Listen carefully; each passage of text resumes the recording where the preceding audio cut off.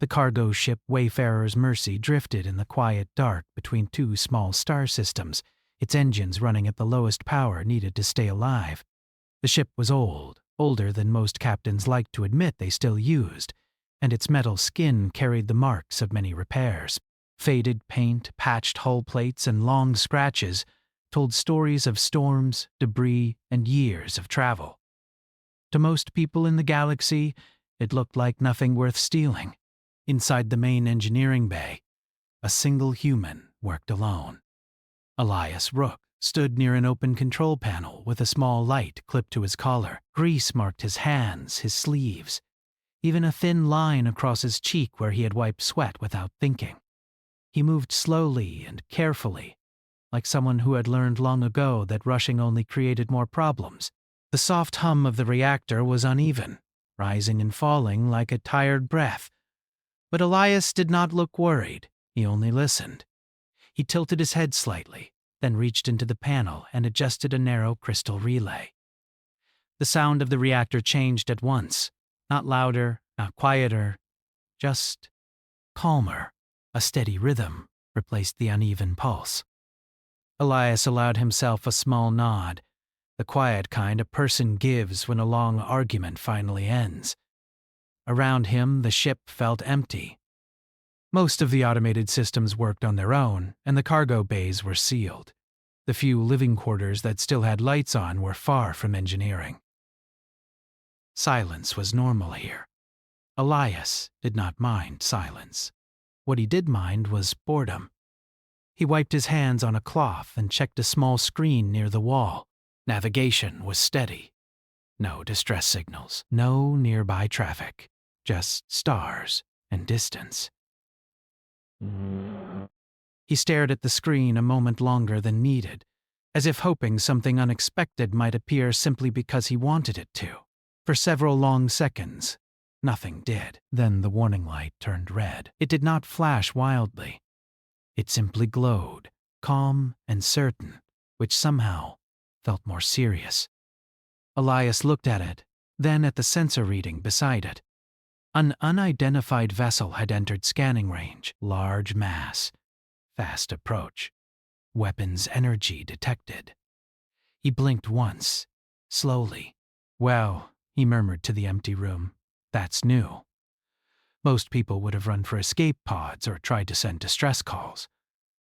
Elias did neither. He closed the open panel, secured the latches, and removed the small work light from his collar.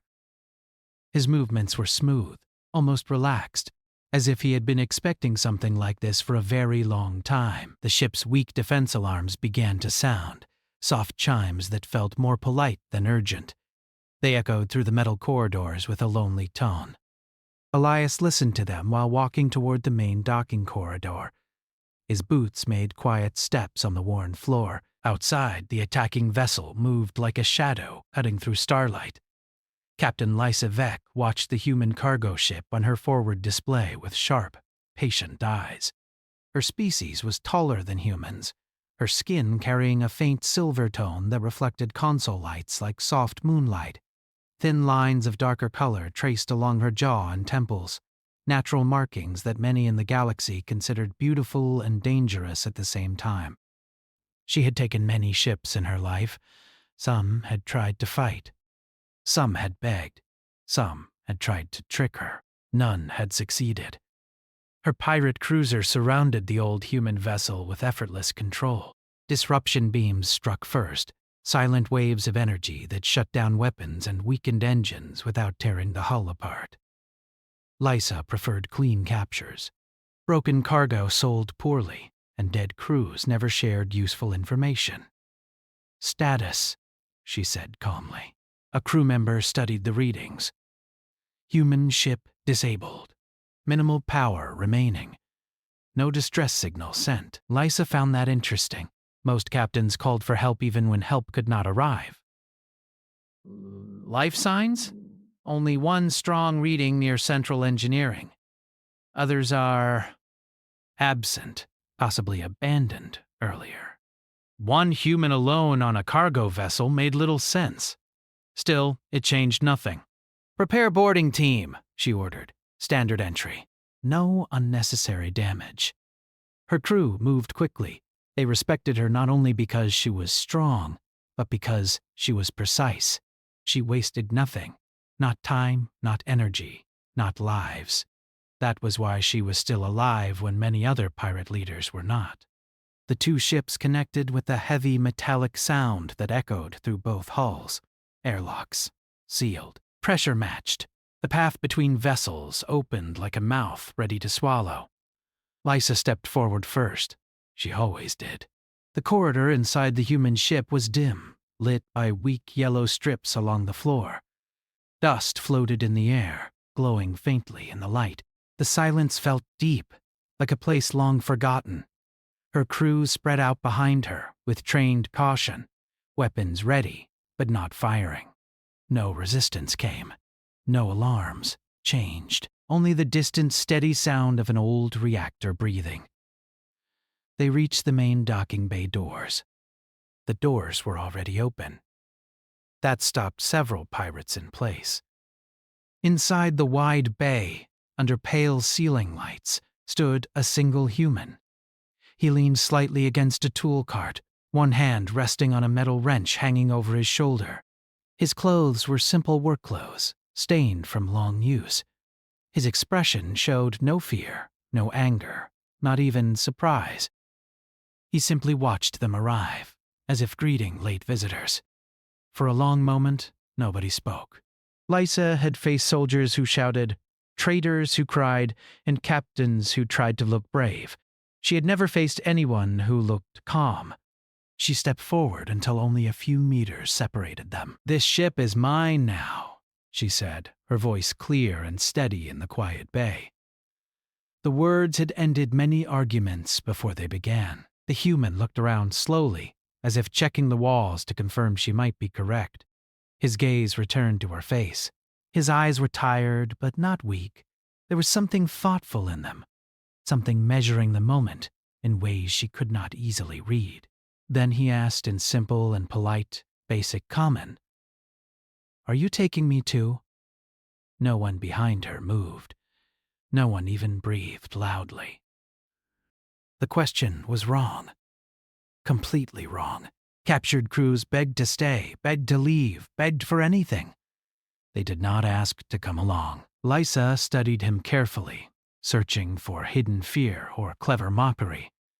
She found neither. "Why would you want that?" she asked. He gave a small shrug. Ship was getting boring. Several pirates shifted in confusion. One made a quiet sound that might have been a laugh, but stopped halfway. Lysa should have ordered him restrained. She should have ignored the strange answer and continued the capture. That was the logical choice. But logic had kept her alive long enough to recognize when something unusual mattered. What is your role here?" she asked. "Engineer," he said. "Mostly fixing things that don't want to be fixed." She glanced at her crew's scanner. No weapon readings. No hidden signals. Just one unarmed human, telling the truth in the simplest way possible. Behind them, deep in the ship, the failing reactor suddenly shifted tone. The weak, uneven hum smoothed into a stable rhythm, strong and controlled. Several pirates looked back toward the sound in surprise. "Did you do that?" one whispered. The human nodded once. Didn't like how it sounded. Lysa felt a small, unfamiliar tension in her thoughts. A single, calm human. A dying ship that refused to die. A question that sounded more like hope than fear. She realized, quietly and without clear reason, that boarding this vessel might change more than her cargo count. She looked at him one last time. "Secure the ship," she told her crew. Then, after a pause so brief only she noticed it, she added, "Do not harm the human," because something in his calm expression felt less like surrender and more like the beginning of a story she did not yet understand. Far beyond the silent stars surrounding them, something ancient continued to move through the dark, slow, and patient, as if already certain of the ending. But inside the docking bay of an old cargo ship, a pirate captain and a quiet human engineer stood facing each other, and the future shifted slightly, almost too small to see. Almost. The pirate cruiser pulled away from the dying cargo ship with slow control, metal joints separating with a deep sound that echoed through both vessels.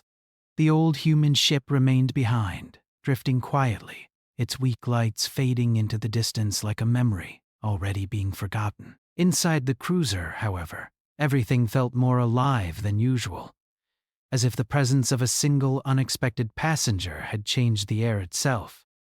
Elias Rook walked between two armed pirates who watched him closely, though not with cruelty. They did not push him or bind his hands. Their captain had given a clear order, and her orders were always followed. Even so, they stayed ready, unsure what kind of trouble a calm human might cause.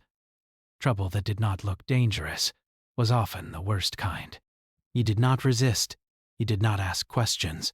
Instead, he looked around with open curiosity, studying the walls, the lighting panels, the small vibrations in the floor that revealed the rhythm of the cruiser's engines. His eyes moved like those of a mechanic entering a new workshop, quietly learning how everything fit together. Many crew members stopped their work just to stare at him. Humans were rare this far from Terran space, and calm humans inside a pirate vessel were even rarer. Some expected fear to appear at any moment, like a delayed reaction. It never came. Captain Lysavek watched from the upper command walkway as he was escorted across the main operations hall. From above, she could see details others might miss: the relaxed angle of his shoulders, the steady pace of his steps, the way his attention followed the sound of machinery instead of the aim of weapons. He looked less like a prisoner and more like a traveler who had chosen the wrong transport and decided not to complain. She told herself he was only a human engineer, nothing more. Still, she did not look away until he disappeared into the lower corridor leading toward engineering containment. Only then did she turn back to the starfield ahead. "Report," she said. "Cargo ship secure and drifting," a crew officer replied. "No tracking signals detected. No nearby patrol routes. We remain unseen." Good. Clean work. Profitable work. Normal work. So why did nothing feel normal? Below decks, the door to secondary engineering opened with a soft hiss. Warm air carrying the scent of heated metal drifted outward. The pirate escort gestured for Elias to step inside. "This is where you stay until the captain decides," one guard said. Elias nodded once and entered without argument. The room was larger than he expected, filled with curved alien machinery grown from smooth, dark material instead of assembled from plates and bolts. Soft blue light flowed through narrow channels along the walls like slow-moving water. At the center stood the cruiser's power core housing, tall and silent, holding energy steady enough to move a warship across light years. He walked closer, eyes bright with quiet interest. One guard noticed, "Do not touch anything." "I won't," Elias said gently. "Just listening." The guard frowned. "Listening to what?" "Your reactor's slightly out of tune," Elias replied. "Not dangerous yet. Just uncomfortable." The two guards exchanged a look that clearly meant humans were strange creatures. Hours passed. No interrogation came. No chains. Only waiting. Elias did not sit idle. He studied tool racks, scanned maintenance panels with his eyes, and memorized the rhythm of the ship. Occasionally he tilted his head, as if hearing distant music no one else could detect. Finally, the door opened again. Captain Lysa stepped inside alone. The guards straightened immediately and left without being told. The door sealed behind them, leaving only silence, engine hum, and two strangers measuring each other across the glow of alien machinery. For several seconds, neither spoke. "You are not afraid," she said at last. "No," Elias answered. "Why?" He considered the question seriously, as if it deserved honesty. Because if you wanted me dead, I would already be dead. A simple truth, difficult to argue with. And if I sell you? She asked. Then I hope the buyer needs repairs, he said. Something close to amusement flickered behind her eyes before disappearing. She stepped closer to the reactor housing. You fixed the cargo ship reactor before we arrived, she said. How? It only needed patience, he replied. Old machines like patience. Her gaze sharpened slightly. And this machine? Elias looked at the cruiser's core again.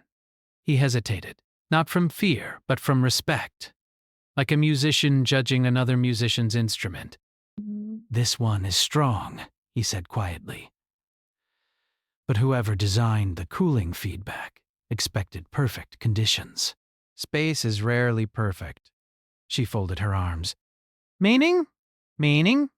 One day, he said, still calm, it will fail at the worst possible moment. Silence followed. Not empty silence, heavy silence, filled with calculation. You speak boldly for a prisoner. You didn't treat me like one, he answered. That, too, was true. She studied his face, searching again for deception. Humans were known for layered thinking, hidden motives, long plans. Yet his expression remained open, almost peaceful. Why did you ask to come with us? She asked. This time his answer took longer. Because drifting alone between stars is not living, he said softly. It is only waiting. For what? I didn't know, he admitted. Maybe now I will. The words settled into the room like dust finding the floor. She felt an unfamiliar sensation, something between caution and understanding. Before she could speak again, a sharp alarm cut through the ship. Both of them looked up instantly. The alarm tone was different from earlier warnings. Faster, urgent, real danger. Lysa tapped her wrist console. Report, a tense voice answered. Unidentified vessels exiting Nebula Shadow. Multiple signatures. Attack formation. Her eyes hardened. Rival pirates? Unknown configuration. Weapons charging. She moved toward the door at once, then stopped for half a second and looked back at Elias. He was already watching her, expression focused now. Calm replaced by alert attention. Stay here, she ordered. Your cooling system will overload if you push full burn, he said. I did not ask for advice. No, he agreed, but you will need help. Another alarm sounded, louder this time. The deck vibrated as distant weapons powered on. For a single heartbeat, she hesitated. Trusting strangers was how captains died, but ignoring useful truth was another way to die. She made her decision. Come, she said sharply.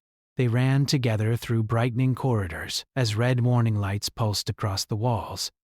Crew members rushed past toward battle stations. The calm cruiser from hours before had transformed into a living storm of motion and sound. On the command deck, stars twisted across the main screen as the ship turned to face incoming enemies.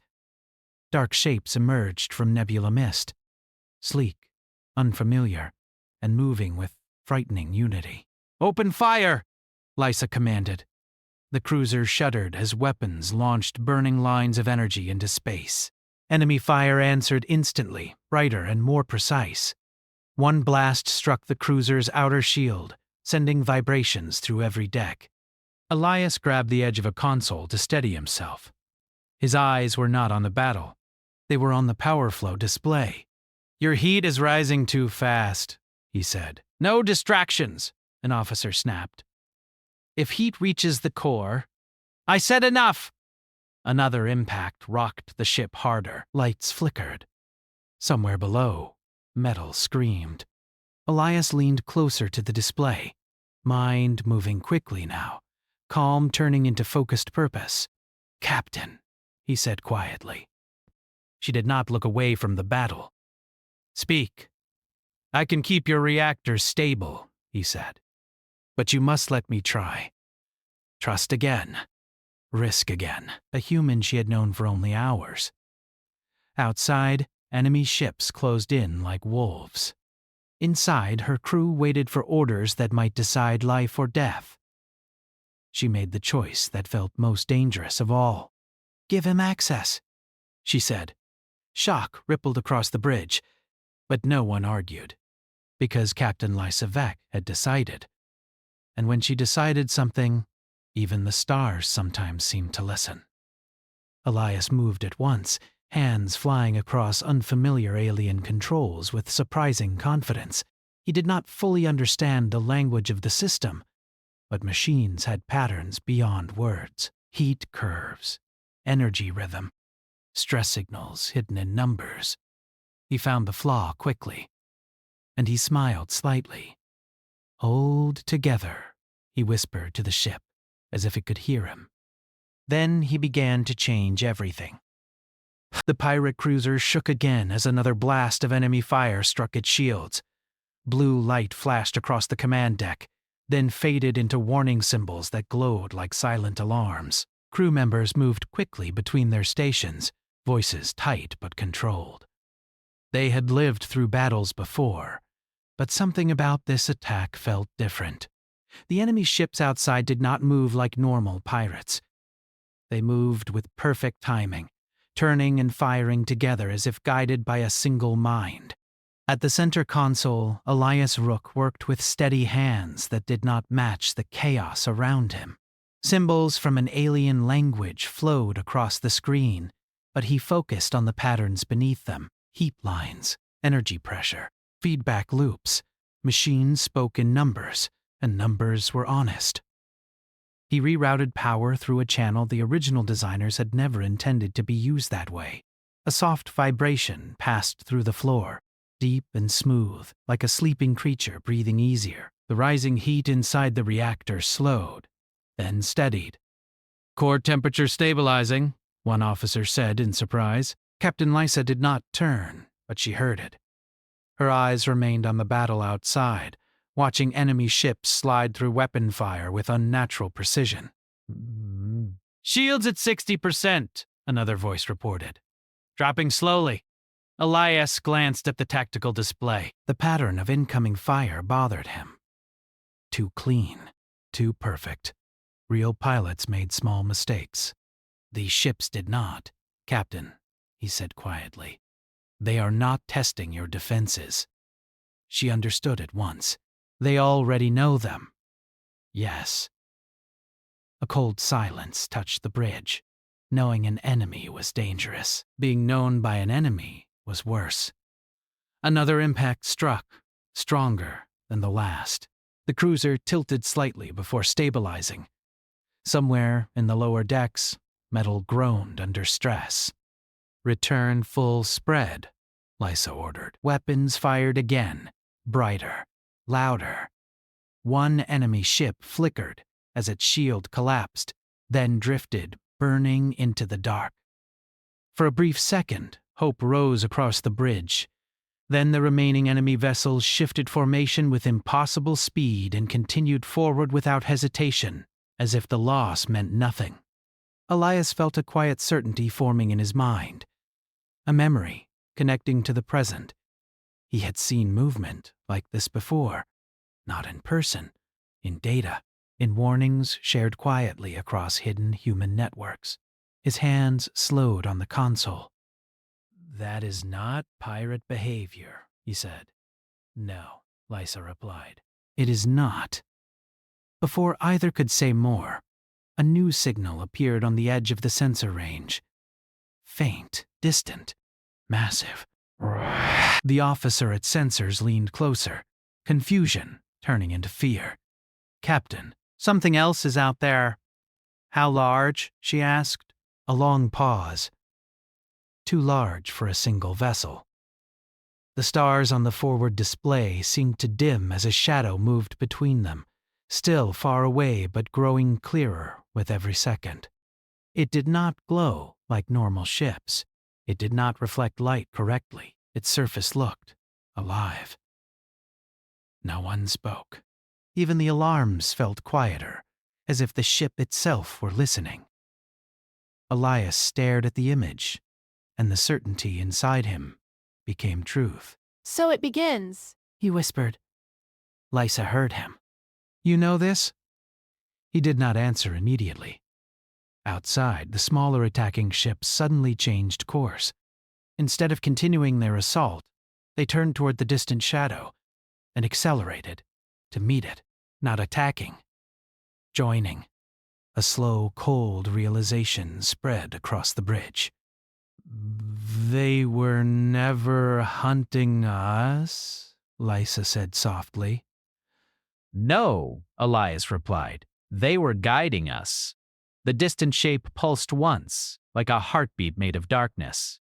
The smaller ships disappeared into it without resistance, absorbed as easily as sparks fading into night. Crew members stepped back from their stations without meaning to, as if distance could protect them from what they were seeing. What is it? Someone whispered. Elias finally answered. Something very old, he said. And very patient. Silence followed, heavy and deep. Lysa turned to face him fully now. Explain! He met her gaze, and for the first time since she had seen him, his calm carried weight instead of curiosity. Human deep scouts found traces years ago, he said. Dead systems, empty colonies. No battle signs, just silence. At the center of each silence, the same energy pattern. He looked at the shadow again. This pattern. Why was this not shared? An officer demanded. Because panic spreads faster than truth, Elias said gently, and because we were not sure it was real. The dark shape pulsed again, closer now. Sensor readings climbed beyond safe limits. Numbers rising into ranges the instruments struggled to measure. Lysa felt something unfamiliar touch her thoughts. Not fear of death. She had accepted death long ago. Fear of meaninglessness. If it destroys everything, she said quietly, nothing we have done will matter. Elias studied her expression with quiet understanding. Humans knew that fear well. Then we make this moment matter, he said. She almost laughed at the simplicity of it. Against that vast darkness, the idea sounded impossible. Yet impossible things were the only things still worth trying. What would humans do, she asked. He thought for only a second. Stay, he said. Learn, then refuse to disappear. Another pulse rolled through space. This one carried energy that touched the cruiser's outer sensors, like cold wind. Warning lights burst alive across every console. It sees us, the sensor officer said, voice shaking. Can we outrun it? Someone asked. Elias answered before Lysa could. No. Truth again. Always calm. Always heavy. The bridge waited for the captain's command. Run and die later. Or stay and face the unknown now. Lysa looked at her crew. Pirates, smugglers, survivors who had followed her through danger for years. None of them were heroes. None of them were chosen by fate. But they were hers. And she was theirs. Her decision settled inside her like stone becoming part of a mountain. Turn the ship, she said. Shock spread instantly. Captain, face it, she finished. No one moved for half a breath. Then training overcame fear. Controls shifted. Engines burned. The pirate cruiser rotated slowly until its nose pointed directly toward the approaching darkness. Elias felt a quiet spark of something like pride. Not human pride. Something wider. What are we doing? An officer whispered. Lysa's voice remained steady. If the end is coming, it will see that we did not hide. Outside, the ancient shape continued forward, vast and silent. Distance closed slowly, like time itself counting down. Elias looked at the power readings. mind already searching for chances where none should exist. Humans were good at that, finding doors and walls, light in impossible places. "We cannot destroy it," he said softly. "No," Lysa agreed, "but we might confuse it." That earned a few stunned looks. "Explain," she said. "It expects fear," he said. "Order, patterns. Every species it has faced probably reacted the same way." "And us?" He met her eyes again. "Humans are difficult to predict." For the first time since the shadow appeared, a faint, dangerous smile touched her lips. "Good," she said, "because pirates are worse." Energy surged through the cruiser as she pushed the engines beyond safe limits, not to escape, but to charge forward. Warning alarms screamed. Hull stress climbed. The crew held tight as the ship leapt towards something no sane captain would approach. Elias redirected power again, balancing destruction and survival on a line thinner than thought. The reactor roared like a waking storm, but it held. Outside, distance vanished. The darkness filled the stars. And for one impossible moment, a small stolen cruiser carrying a human who refused to run and a pirate who refused to kneel flew straight toward an ancient power that had ended civilizations, not because they believed they would win, but because surrender had never been part of who they were. Somewhere deep inside the vast living shadow, something shifted. For the first time in ages beyond counting, it noticed them. The ancient shadow filled the stars ahead of the pirate cruiser, so vast that the mind struggled to measure it. It did not shine like metal or crystal. It moved like something alive, slow and certain, as if time itself meant nothing to it. Lines of dim energy pulsed across its surface in quiet rhythm, like a heartbeat older than memory. Inside the cruiser, no one spoke for several long seconds. Every crew member understood the same truth without needing words. They were small, fragile, easy to erase. Against something this large, weapons felt like toys, and shields felt like thin glass. Yet the ship continued forward. Captain Lysa stood at the center of the command deck, hands steady behind her back. She did not sit. She did not look away. If this was the end, she would meet it standing. Beside the main console, Elias Rook watched the flowing sensor data with deep focus. Fear was present inside him. He was still human, but it did not control him. Fear was only information, and information could be used. The living darkness pulsed again. This time, the cruiser's systems reacted before anyone could speak. Screens flickered. Signals bent into strange shapes. Numbers lost meaning and reformed into patterns no one had programmed. "It is scanning us," an officer whispered. "Not only scanning," Elias said quietly. "Learning." The words settled heavily across the bridge. Lysa finally spoke. "Can it be harmed?" "No," Elias answered gently. "Not like this." Silence followed, but it was different from earlier silence. This one held thought instead of shock. If force would not work, then something else must. Humans believed that. Pirates lived that. "What does it want?" she asked. Elias watched another wave of unreadable symbols cross the display. "I don't think it wants," he said. "I think it follows a purpose. Like gravity. Like growth." "To consume?" someone asked. Yes, the simple word felt colder than any alarm. Outside, thin strands of dark light began to stretch from the massive structure, slow and searching, like roots moving through invisible soil. They did not rush. They did not threaten. Their calm movement felt more frightening than any attack.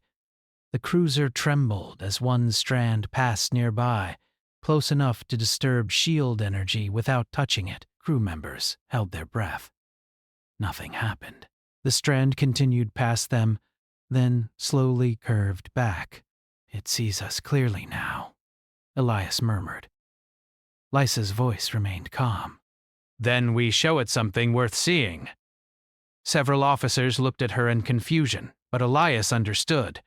His eyes sharpened with sudden realization. You're right, he said softly.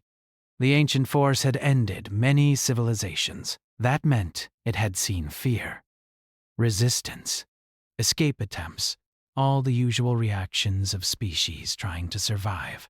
But maybe it had never seen defiance without hope of victory. Maybe it had never seen a species that chose meaning over survival. What are you thinking, human? Lysa asked. Elias took a slow breath. His next words felt fragile, like glass that might break if spoken too loudly. If it learns by pattern, he said, we give it a new pattern. Explain. We don't attack, he said. We don't run. We communicate. A few quiet, shocked sounds spread across the bridge. Communicate? An officer repeated. With that? Yes, it is ending worlds. And maybe no one ever tried speaking first, Elias replied. The idea sounded impossible, dangerous, completely unreasonable, which was exactly why humans might try it. Lysa studied the vast darkness ahead. She had lived her life outside laws, outside empires, outside safety. Every important moment in her past had begun with a risk others refused to take. This would be the greatest risk of all. If we are wrong, she said quietly, we die. Elias nodded. Yes. If we are right, then everything changes. The bridge felt very small around them. She closed her eyes for one brief second, not in fear, but in decision. Do it, she said. Movement returned instantly. Power shifted from weapons to signal arrays. Shield energy narrowed into focused transmission bands, systems never meant for diplomacy, prepared to speak across a distance older than history. Elias worked quickly, building a message without words. Words belonged to cultures, to biology, to limits. He chose something simpler. Mathematics. Harmony. Patterns of cooperation found in nature across countless worlds. A greeting written in the language of existence itself. Signal ready, he whispered. Lysa gave the final order. Transmit. The cruiser released a single wave of structured energy into the darkness. It carried no threat, no demand, only information shaped with careful hope. For a moment, nothing changed. The ancient shadow continued its slow pulse. Seconds stretched. Some crew members quietly prepared themselves for destruction. Others watched the displays with desperate focus, as if attention alone might protect them. Then the darkness paused. Not a full stop. Just a hesitation. Across the vast surface, the pulsing rhythm shifted slightly, like a sleeping mind turning toward a distant sound. It received it, Elias breathed. No one moved. Another long moment passed. Then a response came. Not an attack. Not a weapon. A wave of energy, gentle and immense, flowed outward and surrounded the cruiser without touching it. Instruments struggled to translate the signal, but the structure was clear. It was not random. It was answering. Tears quietly filled the eyes of one young crew member who did not understand why. Something deep inside every living mind recognized the importance of the moment. We are not alone, she whispered. Elias felt his chest tighten with emotion he had not allowed himself to feel for many years. All the lost colonies, all the silent stars. Maybe the story was not only destruction, maybe it had always been waiting. The answering signal shifted again, growing more complex. New patterns formed. Questions, not commands. Curiosity, not hunger. It is trying to understand us, he said. Lysa's voice was softer than anyone had ever heard it. Then we show it who we are. More signals flowed from the cruiser, Images translated into pure structure, cooperation between different species. Shared cities. Music turned into mathematics. The simple truth that survival meant more when it was shared. Time lost meaning. The exchange continued, silent and enormous. Finally, the darkness changed once more. The searching strands withdrew. The crushing energy field softened. The vast shape began to turn away. A sound escaped several throats at once, half sob, half laugh, completely human even from alien mouths. "It is leaving," an officer said in disbelief. Yes, Elias whispered. Why? Lysa asked. He watched the fading signals with wonder. Because we were different. The ancient force moved slowly back into deep space, carrying new knowledge with it. Not defeated. Not destroyed, but changed. Stars reappeared where its shadow had been. Quiet light filled the command deck again, gentle and unreal. For a long time, no one spoke. Then the tension broke like ice melting in sunlight. Crew members laughed, cried, held each other. Some simply sat in silence, overwhelmed by the simple fact of still being alive. Lysa remained standing, watching the empty stars, where extinction had just turned away. "Human," she said quietly. Elias looked at her. "You asked if we would take you with us," she continued. "Yes." She studied him, this strange, calm being who had walked into her life without fear and changed the fate of more than one ship. "Yes," he answered. Because humans were explorers even when they pretended not to be. Because pirates were protectors even when they pretended otherwise. Because the dark between stars was no longer only empty. The cruiser turned slowly, setting a new course not toward profit or escape, but toward open space filled with possibility. Behind them, the ancient traveler continued its endless journey, carrying the first peaceful message it had ever received. Ahead of them, the galaxy waited, vast, dangerous, beautiful, and now slightly less alone. And inside one stolen ship flying through quiet starlight, a human and an alien captain began a future neither of them had planned, but both of them had chosen.